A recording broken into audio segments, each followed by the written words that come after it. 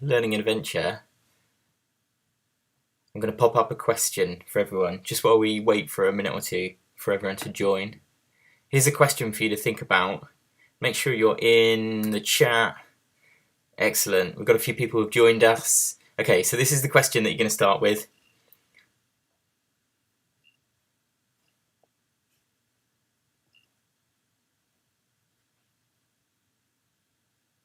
Excellent. We're live on YouTube. So, hello everyone. Hi there. Hi Tim. So, guys, have a think of this. What was the most popular name in 2020? So, have a think. Wherever you are in the world, think what was the most popular name in 2020? So, a question to get you thinking before we get going.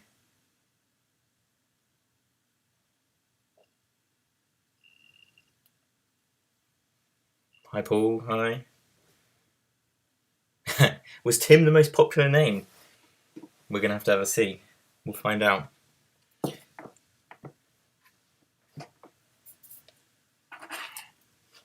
Not Donald. Donald's going to be an interesting one. We'll have a look at Donald. Donald will pop up. So we've still not, because obviously we've also got the male, female. So let's have a few other names while people wait. Richard, okay. So this was the most popular name 2020. Okay, so before we go any further then, I'm going to say hello properly. I'm Paul, I'm speaking to you from the south coast of England, and welcome back to Aim High, the nature first, curiosity-powered online school. And today we're exploring the question, are men worth more than women? Are men worth more than women? Okay, so we've had a few guesses already about what the most popular name in 2020 could be. And obviously, people have gone with the, I'm going to guess my name. So we've had, was it Tim? But hey, what about Tim? We've had, what did we have? Someone said Donald, not Donald. So there was a guess of what is not. Theo. What about female names? What about girls' names? Any guesses on what must be the most popular 2020?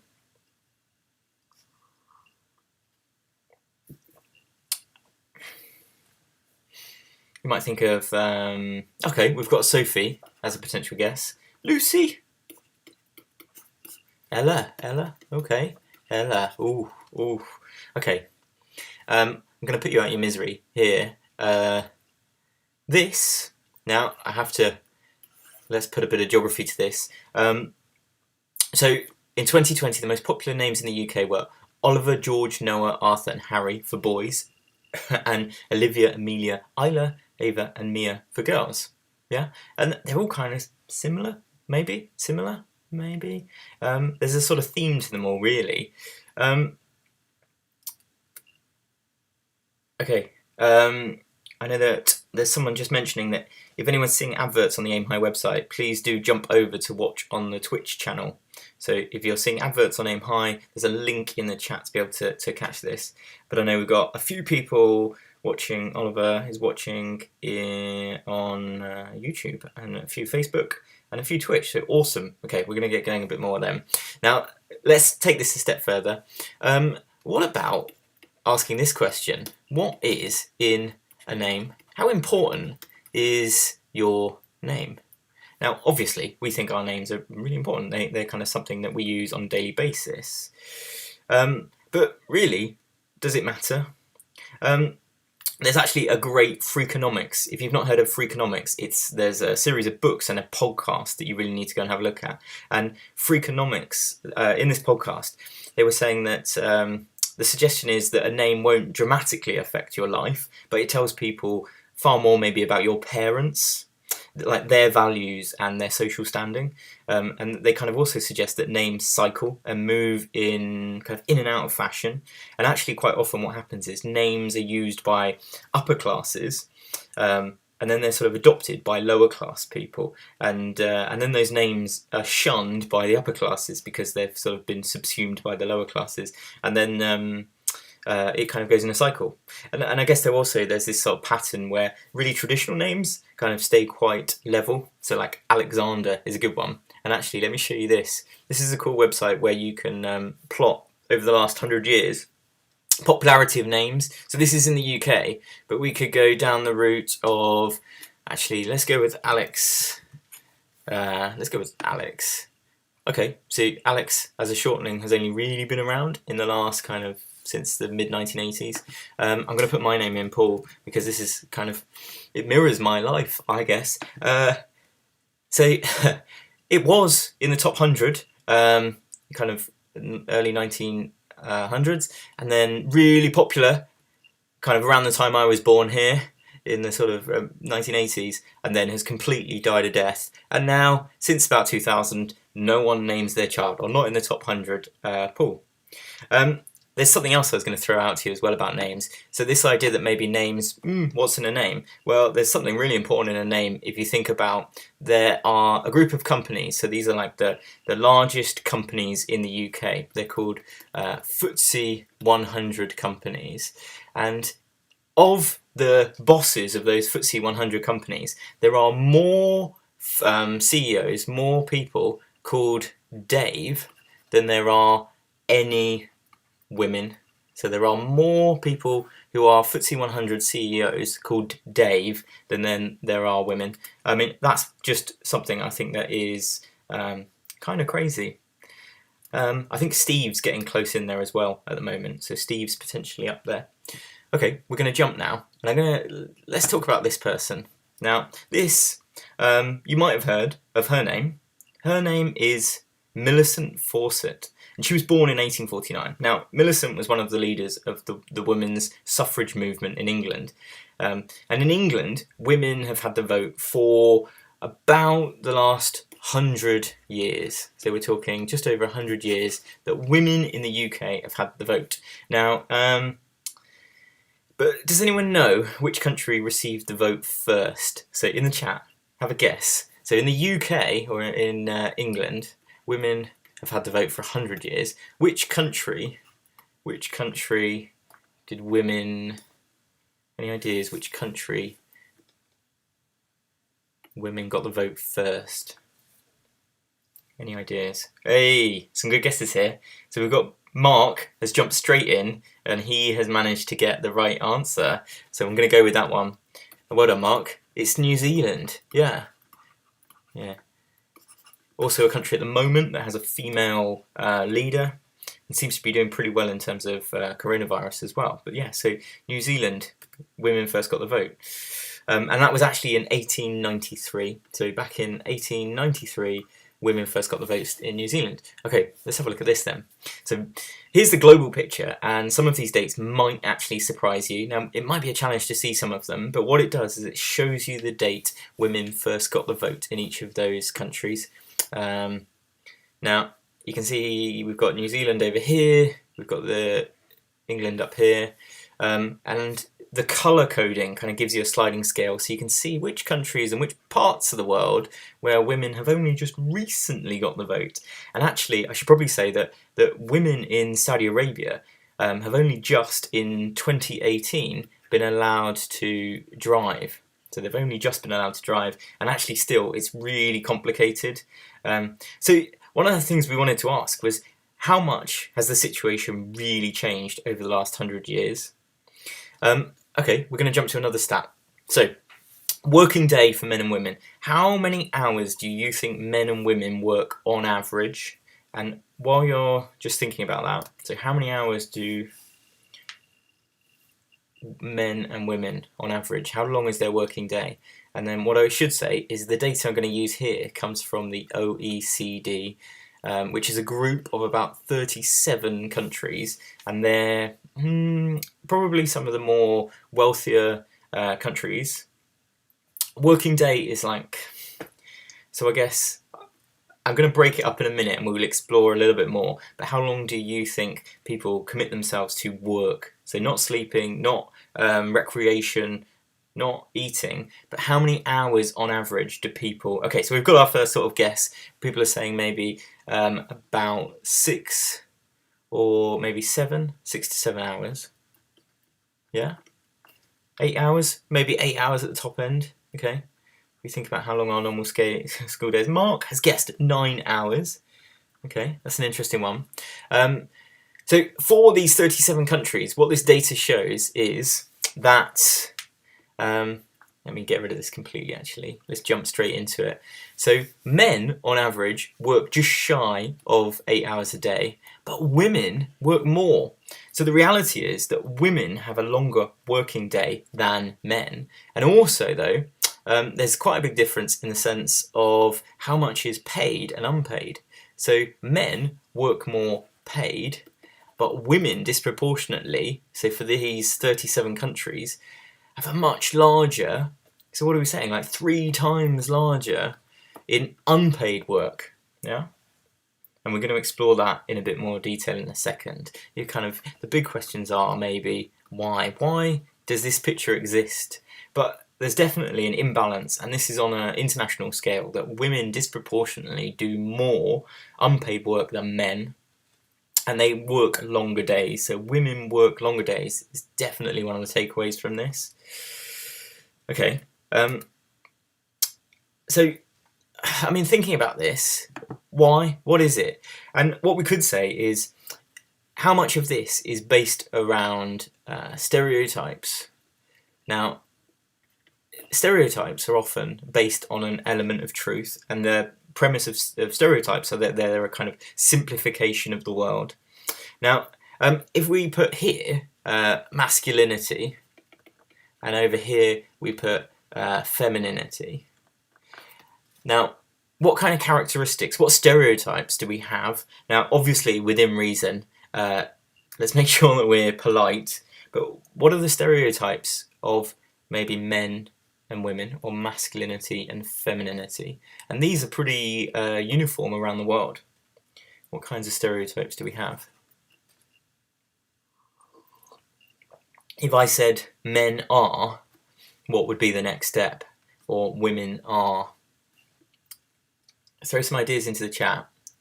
I mean, the obvious one I'm going to start with straight away is there's a stereotype that men have short hair and women have longer hair.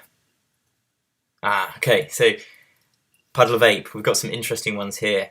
The idea that men are maybe more aggressive, more daring, or strong. This is an interesting one. The idea of strength.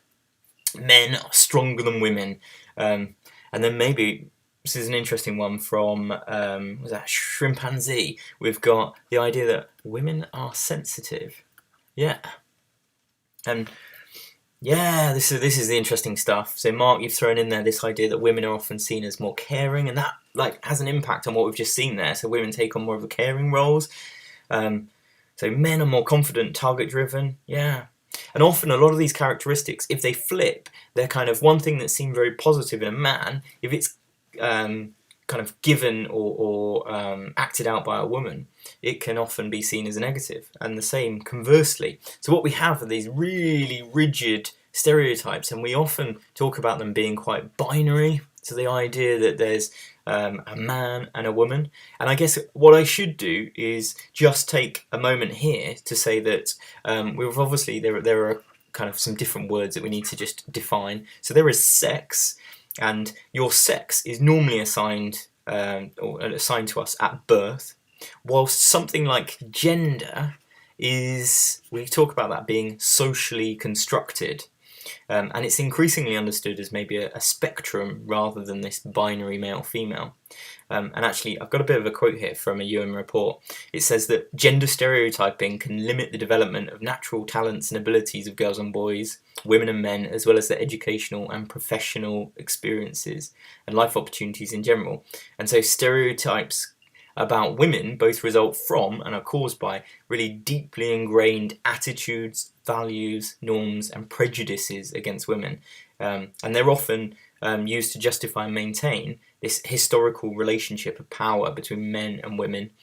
which can often be quite sexist attitudes and hold back women. So there's this whole legacy behind that, and we're kind of taking a step away from some of those arguments because we're going to focus on more of the stats and hopefully stay a little bit more light-hearted. But there's some really deep-rooted societal structures here that in place that kind of reinforce these differences.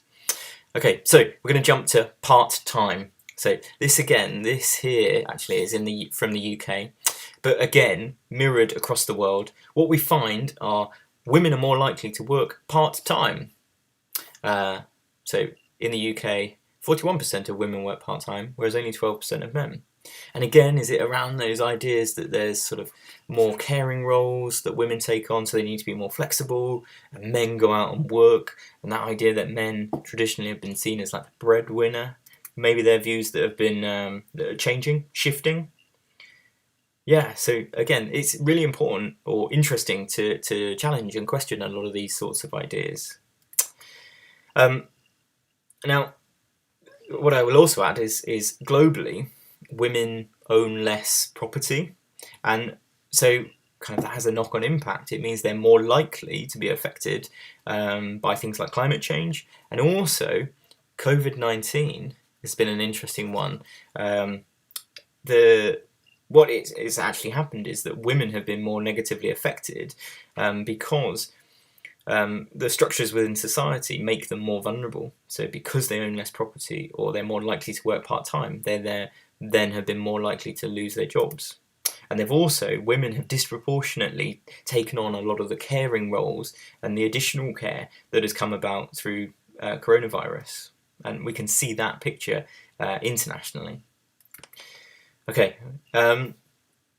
let's jump over to sports. So hopefully we've got some sports fans here.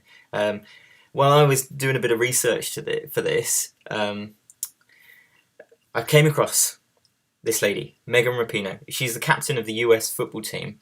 So the team's here, and this was back at the recent World Cup that they won. Now, there's some ridiculous statistics about the difference between men and women's sport. And this one in particular, what you can see is that in the Women's World Cup, so this was 2019 was the last time there was the Women's World Cup. In terms of prize money, women, the total prize money for women was $30 million. Now, this is a kind of higher or lower. What I want you to do is see if you can guess what the men's, so this was the women's World Cup. What about the men's? So how much do you think the men's prize was? So we've got 30 million for the women.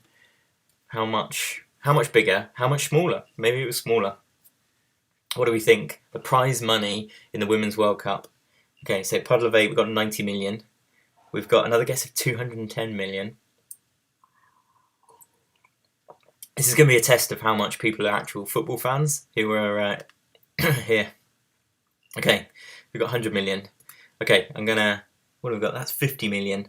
You guys are miles off the mark. So the total prize money for the last Men's World Cup was $40 million. Oh, sorry, 400 million. 400 million.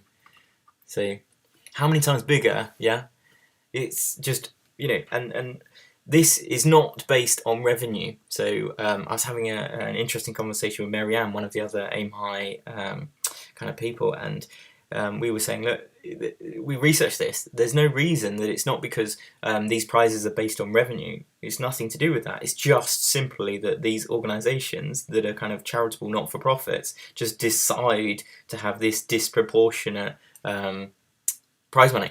Okay, let's go with the next one then. This lady. Any ideas who this person is? Any guesses who this is? This is definitely someone everyone should know the face of. Okay. So, was that Leonardo? No. We've got a no. Any guesses? Hopefully from what she's wearing, you can kind of just about make out who she might be. This is the female England team captain. So yeah, the England team captain, and this lady is called Steph. Let me make sure I've got. I'm going to scribble that out. This lady's called Steph Houghton, and the reason to focus on her is because she is obviously then the captain of the women's football team. Now, any ideas how much she gets paid in a week? So in a week, and then this, we're talking pounds now. So in terms of pounds, how much do you think she earns a week? So this captain of the women's. This is a good test of how much do sports people earn a week. Let's have some guesses. So we've got Mark saying £3,000. So, okay, good guess there. We've got 10,000. Okay, £450. A little bit more modest there. So the reality is she earns about £1,200 a week. Now her counterpart, the sort of men's England team captain, he earns. Now again, you're never going to guess this because this is wildly large. He earns £300,000 a week. Yeah, so £300,000 a week. Does that sound reasonable? £300,000 a week, and think about the difference between 1,200 and 300,000. Like, this goes back to this question: is it just that men are worth more than women? Like, what's the reason? I mean, I'm not a football expert, but is it that the quality of male football is so disproportionately different? It's very difficult to justify that kind of difference, and this is something that's been talked about and campaigned about for years. Okay, I'm going to throw in another example. So we're going to go to another sport. Any idea what sport? You can see her club. Yeah, this is golf. And so this lady's story, she's Lydia Coe, and she is so this is Lydia, and Lydia was the youngest #1 professional golfer. So she plays golf. She's the youngest to be ranked #1. Sorry, so she's the youngest #1 ranked golf player. She comes from New Zealand. Now, the really crazy statistic with her, so she is the #1 first ranked woman. Now, in terms of her earnings, she earns only as much as the 25th ranked man. Yeah. So you've got to go down 25 people in the men's ranking to get to the same amount of money that she was earning. So you kind of question again, why on earth was this happening? There's an interesting question there. I'm not sure how old she was when she was the youngest. And I think this picture might have been more recent compared to actually when she was the youngest #1 ranked player. Okay, so we're going to go back. We're going to come back to the UK, and we're going to think about actually what do the laws say? Because we're kind of going, look, there's these numbers, these statistics, but what really? So in the UK, back in 1970, we had something called the Equal Pay Act, and it committed into law the idea that we had to prevent discrimination between men and women. So it was made illegal, and it put into law this concept of equal pay for equal work. Now, to measure equal work, we talk about jobs having maybe an idea of something like equal value or equal skill. And there's a variety of surveys that we can use to kind of try and assess that and think of what equivalent jobs and job titles equate. But it's potentially a little bit challenging in order to kind of work these things out and compare. And what's really interesting is there is actually a case that's in the Supreme Court at the moment where 35,000 employees of a major supermarket of Asda, so 35,000 women who are taking Asda to court because the mainly male distribution staff that worked in the warehouses were paid more than the women working in the supermarkets. So that mainly in the supermarkets there were women, and in the warehouse there were mainly men. And actually the court has ruled in favour of the women 3 times.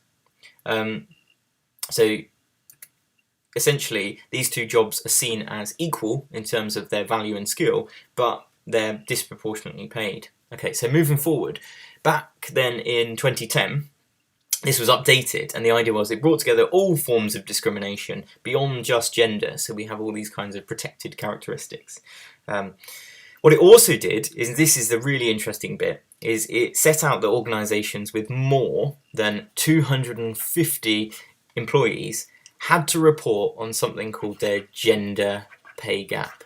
And the idea is that this provided more data for us to kind of expose and investigate the gender differences within the workplace. Now, the gender pay gap is the difference in the average hourly wage of all the men. So you take all the men in an organisation, you basically average their wage. How does that differ to the average wage of all of the women in an organisation? And what that means is, if women do more of the less paid jobs than the men, then you're potentially going to have a higher gender pay gap. So it's kind of all about the structure of workplaces. So I'm going to take you to the website and we're going to have a look at a couple of companies. Now, there's a clause with this. In order to explore this, the company has to be based in the UK and it has to have more than 250 employees. So have a think. Throw in the chat if there's any companies you think, oh, that might be an interesting one to have a look at. I'm going to go, the first one I'm going to show you is Facebook. Yeah. So this is just paid work. So this is to do with paid work. We're going to go to Facebook. Yeah, we can have a look at Waitrose in a second. So what this also exposes is the idea that companies have loads of maybe subsidiary companies, or they're seen as kind of a web of lots of other companies, or they might have a different name. Now, Wetherspoons is a good one. We're definitely going to go have a look at Wetherspoons. We've got Waitrose. Let's have a look at Facebook. Now, there's some really interesting stuff that we can pull out of this, and I'm going to talk you through it. So what it shows you here is the difference. So for Facebook in the UK, women earn 88p for every pound, and their median hourly wage is 12.3% lower. So basically, women, and you can see that in this. This is the structure of the workplace. This top bar is the highest earning or highest paid people. So these will be all of the like big bosses. You've then got the people at the bottom, and what you can see here is that women are more likely to work in the lower paid jobs, and men are more likely to work in the higher paid jobs. What is also really interesting here is that there are far more men working for Facebook in the UK than there are women. And that might be interesting in terms of the jobs that you can imagine are going on there, in terms of maybe like computer programmers or, that are stereotypically seen as being male. Okay, the other interesting thing this does is it shows you the bonus pay, and so you can see that an organisation like Facebook is predominantly bonus driven. So like 93% of all employees receive bonuses. Okay, let's go have a look at another company. Now I'm going to throw in, let's see if we can see Wetherspoons. Now it might be that, I haven't tested this one, it might be that Wetherspoons is, oh excellent, it is there. Okay, let's go have a look and see. Oh, interesting. So it's got essentially equal pay. Men and women earn roughly the same. Mean hourly wage difference is 4.2%, and you can see here breakdown that there's lower paid jobs, slightly more women, but it's pretty much gender equal. Yeah, interesting. So these are like stereotypes we might have about companies that actually might not stand true. Okay, before we explore any more, I'm going to jump us back, and we're going to have a look at a few other different types of kind of industries and sectors. So basically, you can download all the data and you can explore it by sector. So what we've got here is kind of like bits of the economy or types of jobs that are ranked by how bad their gender pay gap is. So have a guess, what types of jobs do you think might have the worst gender pay gap? What types of jobs have the biggest gender pay gap?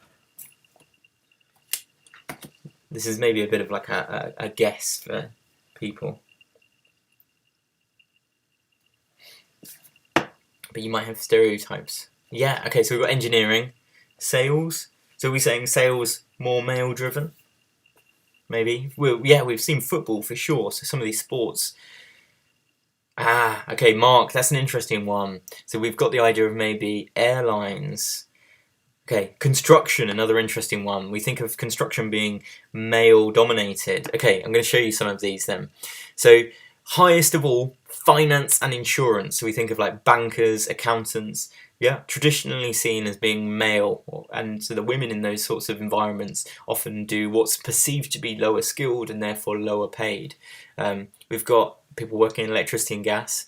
Education, and that's what I'm going to focus on in a minute, is that schools actually of all the different sectors are one of the worst. So for one that you think actually should be setting an example, schools have some of the worst gender pay gap.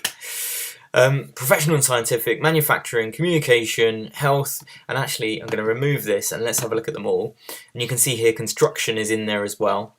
And then there are a couple of industries like mining, household employers, cleaners, and water and waste that actually have the reverse, that the women are paid more than men in those settings. So what this is showing is essentially how much more either men or women are paid. So what we can see is that the gender pay gap is highest in the finance and insurance industry, and then education is also really, really high. I mean, what this is essentially saying is that the majority of sectors are kind of disproportionately, men are paid far more. Okay, now this is something I wanted to throw in. This is a bit of maths. And actually, in order to understand this data properly, you need to understand the difference between the median and the mean as different forms of average. Okay, so the data is reported in two forms, in both the median and the mean. Now the mean is when you add up all of the values and divide by the number, the total number. The median is the middle value, yeah? And so depending on, let's say, if minimum wage in the UK annually about 18,000, I'm going to have a guess, and you know the bosses of these companies might be paid hundreds of thousands, so it could be even millions, but if we put up here, let's go 100,000. What this shows then is the distribution of incomes, and you can see on this kind of distribution, most people kind of have this kind of section. And if we were to think about that same sort of distribution on this graph here, you can see that actually this, you've got maybe more people at the top end. So depending on the industry, it might make more sense to look at the median or the mean. So what we're basically saying is that with the median, that you've always got half of the staff who earn more and half who earn less. But the distribution might be skewed, so that's an interesting one. The highest paid staff earn significantly more than the lowest paid would mean, on average, that then you'd tend to be higher than the mean would tend to be higher than the median. So a good example of that is, let's say, if Jeff Bezos walked into a room, the average person in the room would suddenly become a millionaire if you measured it by the mean. Now, what that means is you've got to look at this data kind of in a slightly interesting way, and if we can here we can put the two next to each other, so you can see with this ranking we've got construction slightly higher median than mean. Now it's the other way round for finance and insurance, and what that's basically telling you is how much most people earn, and you can kind of look at the distribution of the incomes. And something like construction, you can see that actually the median is a more appropriate measure, whereas with finance, the mean is the better measure. Okay, we're going to focus on schools for a minute. This was just another crazy graph. This is every single company in the UK on one single spreadsheet, and what it shows you is that this is the key thing to focus on. These are all companies where men earn more than women, whereas these are ones who don't, or if anything, do the opposite. So this is where women earn more than men. So it's kind of interesting to think about the way that then society is structured in terms of those two graphs. Okay, what I wanted to do was focus on schools. Any ideas who this guy is?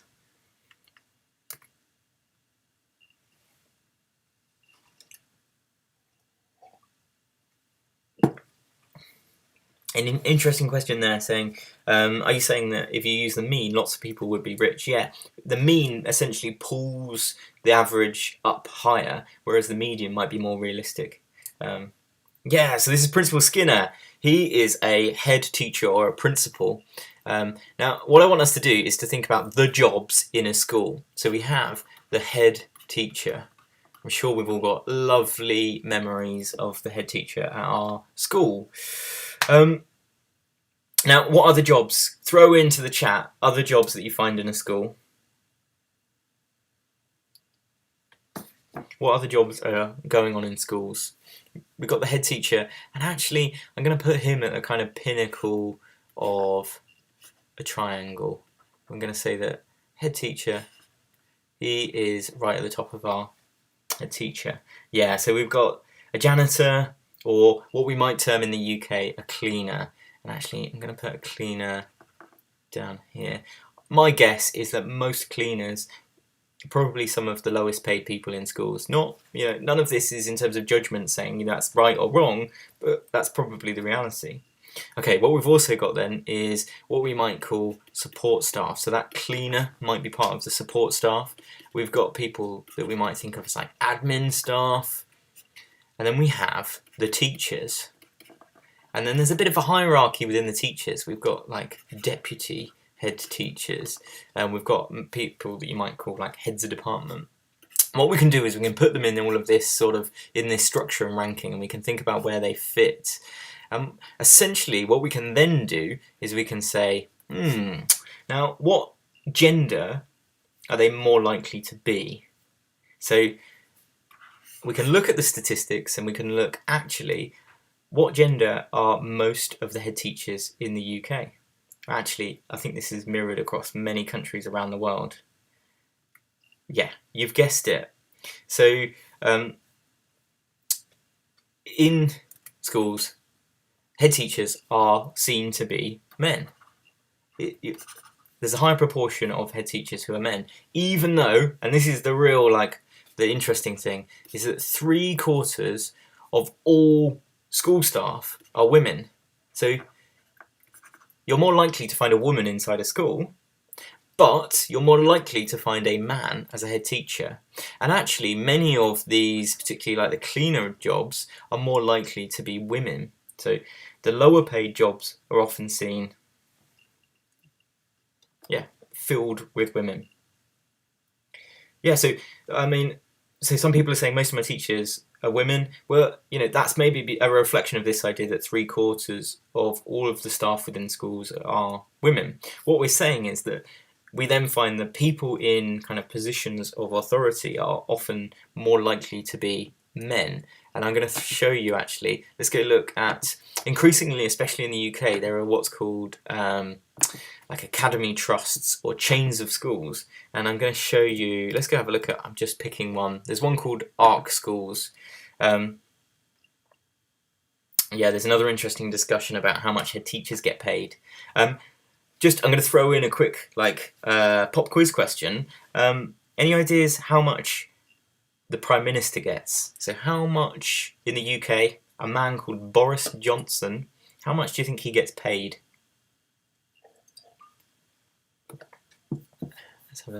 I'm gonna give me some space to write this one down.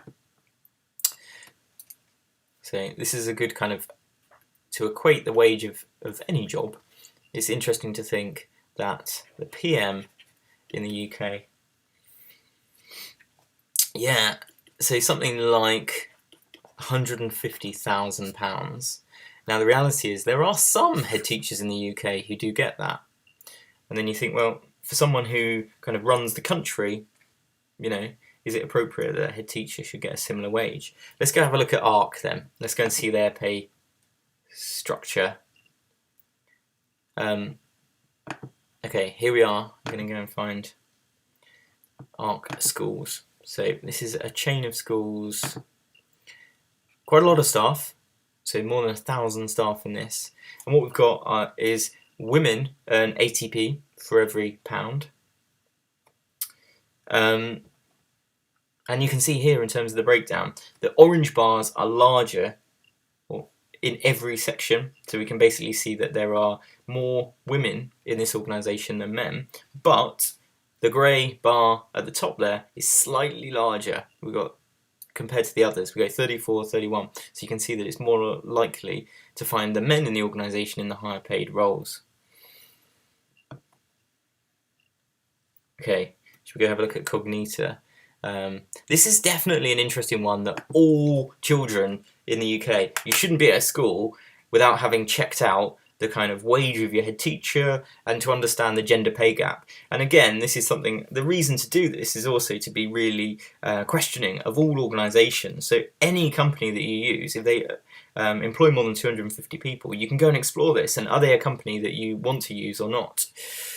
So we're just going to jump in. Let's have a look at Cognita. Let's see if we can see if it exists on here. Excellent, yeah, Cognita schools. Let's go have a look at theirs. Again, really big chain. It's better than ARC. So we've got women earning 92p for every pound. Similar sort of structure, slightly not as bad as ARC. And I'm not saying that these are the worst. There may be other companies and other school chains that are even worse. Okay. What I did want to jump back in there as well is say, the airlines one was really interesting as well, because often the men are perceived to be the ones who should be the pilots, so they're the highest paid, and then the kind of opposing role, the air hostess, is often, the stereotype is that it's a woman. And I know these roles have shifted and changed, and those stereotypes are kind of gradually changing, but the reality is the stats show that it hasn't changed much. So okay, I'm going to just, you definitely need to go and visit that website, the Gender Pay Gap website. I'm going to jump, because I want to finish on this, just to say that we must all be outraged, because this affects all of us. So this isn't just an issue that affects women, it affects every single person in society. And it's actually Emma Watson put it best when she spoke at the UN, and she said that both men and women should feel free to be sensitive. Both men and women should feel free to be strong, and it is time that we all perceive gender on a spectrum, not as two opposing sets of ideals. And if we stop defining each other by what we are not, and start defining ourselves by what we are, we can all be freer. So I thought they were really, really strong words to kind of finish on. And thank you again for coming. Now, every Tuesday at 7 PM UK time, we run Learning Adventures. Next Tuesday, Hannah and Matthew are exploring what happens when you get a vaccine. And particularly, with coronavirus, I'm hoping that everyone's really kind of intrigued and wants to come along to that one. Now, please do review us on Trustpilot at the bottom of the Aim High website. It does make a difference. And make sure you follow us on all the socials and join the Aim High community mailing list. But otherwise, thank you, and definitely go and explore those websites more.